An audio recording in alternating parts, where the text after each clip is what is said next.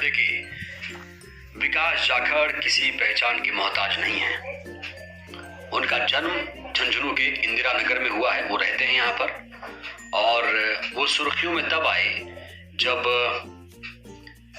23 नवंबर 2016 को झारखंड के लातेहार में नक्सलियों से उनका मुठभेड़ होता है और उसी मुठभेड़ के ही दौरान विकास जाखड़ ने 7 नक्सलियों को मौत के घाट उतारा था। और एक बहुत बड़ी कामयाबी थी, एक सुरक्षा बल के लिए, एक जवान के लिए बहुत बड़ी कामयाबी थी। 7 नक्सलियों को विकास जाखड़ ने मौत के घाट उतार दिया था और इसी वीरता के कारण राष्ट्रपति रामनाथ कोविंद ने उन्हें शौर्य चक्र से हाल ही में नवाजा है। अब यही जवान जो सीआरपीएफ के असिस्टेंट कमांडेंट हैं, विकास जाखड़, इन्होंने इस्तीफा दे दिया है। ये बात और है कि इस्तीफा अभी मंजूर नहीं हुआ है,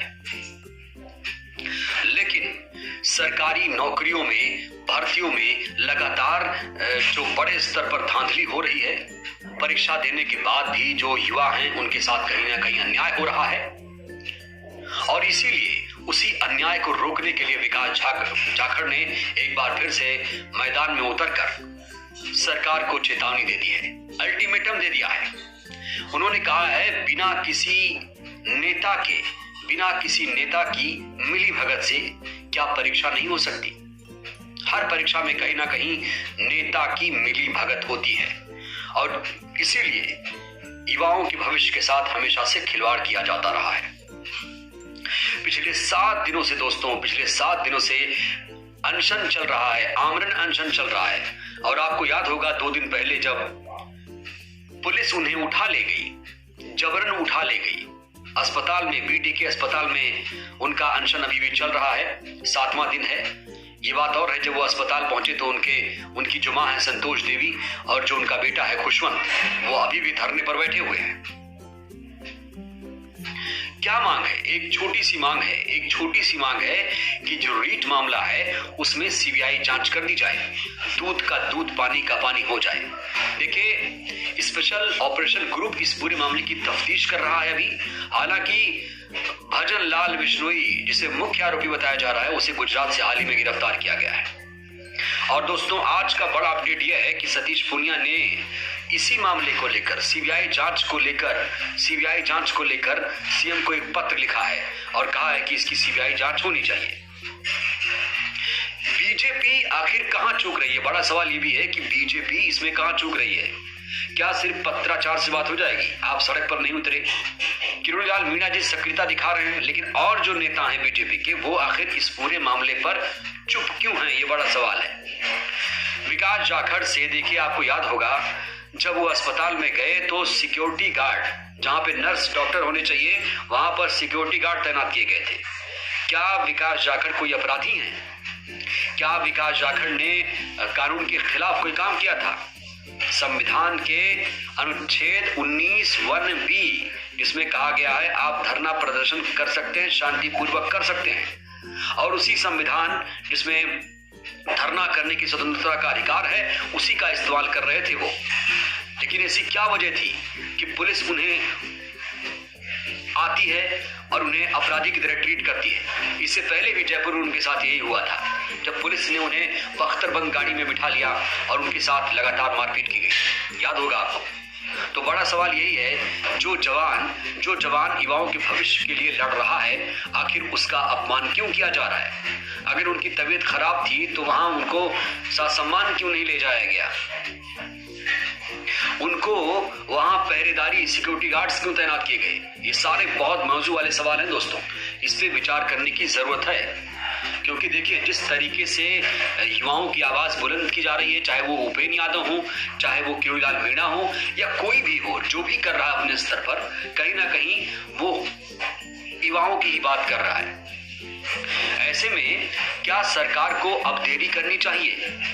क्या सरकार को जिस तरीके से अब एक एक करके खुलासे हो रहे हैं, क्या उसमें अब जांच सीबीआई से नहीं करवानी चाहिए? पेपर लीक की परिभाषा क्या है आपके लिए? एक किसी ने, हमारे दर्शक ने लिखा है, सरकार से जरा पूछिए कि पेपर लीक सरकार क्या मानेगी। अरे जब साफ साफ भजन लाल बिश्नोई बोल रहा है कि गंगापुर सिटी के एक निजी स्कूल में व्हाट्सएप के जरिए प्रिंट आउट से सारे पेपर निकलवाए गए, एक एक करके प्रत्येक अभ्यर्थियों को बांटे गए और 18 से 20 लाख रुपए लिए गए, तो फिर आखिर क्या दिक्कत है? अब जब इतना बड़ा खुलासा हो गया है, एसओजी की पूछताछ में जो मुख्य आरोपी जिसे कहा जा रहा है कथित तौर पर भजन लाल बिश्नोई को चीख कर ये कह रहा है कि उसने पेपर बेचा। अब बड़ा सवाल ये है उसको पेपर किसने दिया, ये तो तफ्तीश का विषय है। क्या कहीं ना कहीं नेताओं की मिलीभगत नहीं है इसमें? गौर करने वाली बात है। सरकारी नौकरी की भर्तियों में आखिर लगातार बड़े स्तर पर धांधली क्यों हो रही है? परीक्षा देने के बाद भी युवाओं के साथ अन्याय क्यों हो रहा है? कब तक अन्याय होता रहेगा? कब तक अन्याय होता रहेगा? ये बड़ा सवाल है दोस्तों, इसमें सोचने की जरूरत है। और जितने भी एग्जाम हो रहे हैं कहीं ना कहीं उसमें फेल्योर दिख रहा है। तो आखिर सीबीआई जांच को लेकर लगातार जब मांग उठ रही है तो उसमें आप सिफारिश कर दीजिए, आप डीओपीटी को सिफारिश कर दीजिए। उसके बाद राज्यपाल प्रस्ताव करेंगे उस पर जो प्रक्रिया अपने आप में प्रक्रिया के तहत होगा। कम से कम आप स्टेप तो लीजिए। अब आपको ये कहना पड़ रहा है कि साहब सीबीआई जांच कराइए। 3 महीने से पिछले चीख कर सारे लोग ये कह रहे हैं कि इसमें धांधली हुई है।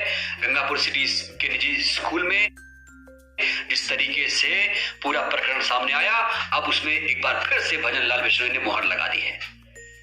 तो इसीलिए आज का ये मुद्दा दोस्तों बहुत महत्वपूर्ण था। हमने सोचा कि क्यों ना इस पूरे प्रकरण को आपको एक बार फिर से समझा दिया जाए, क्योंकि लाइव में ऐसे ही नहीं आना चाहता। सिर्फ लाइव आने के लिए उसमें तथ्यात्मक होनी चाहिए, त्रुटि के साथ नहीं। उसमें हर एक फैक्ट पर बात होनी चाहिए। इसीलिए मैंने सोचा कि उनकी पूरी जो जीवनी है, उनका जो उपलब्धि है, वो क्या कर रहे हैं, क्या चाहते हैं, सरकार क्या चाहती है, क्या अपडेट हुआ, बीजेपी कहां स्टैंड कर रही है, सबको लेकर बात करना जरूरी है। और अगर चीख के लोग कह रहे हैं कि भाई सीबीआई जांच करा दीजिए, तो इसमें मैं नहीं समझता कि इसमें क्या दिक्कत होनी चाहिए। देखते हैं सरकार इसमें क्या कुछ रुख अपनाती है। खैर, हमारा काम है आपको जागरूक करना, क्योंकि हम हैं लोकतंत्र के चौथे स्तंभ। आप जागरूक होंगे तो आप सरकार के काम को समझेंगे, और आप सरकार के काम को समझेंगे तो उसी के हिसाब से अपने मताधिकार का इस्तेमाल करेंगे। हमारा सिर्फ और सिर्फ ये इतना कर्तव्य है, दायित्व है, लोकतंत्र के चौथे स्तंभ के नाते, एक पत्रकार होने के नाते हमारा सिर्फ और सिर्फ यही कर्तव्य है कि जो जनता है, जो लोग हैं, उनको सरकार की योजनाओं से रूबरू कराना, और जो कुछ हो रहा है उसको अपडेट कराना, जागरूकता फैलाना। नमस्ते। देखिए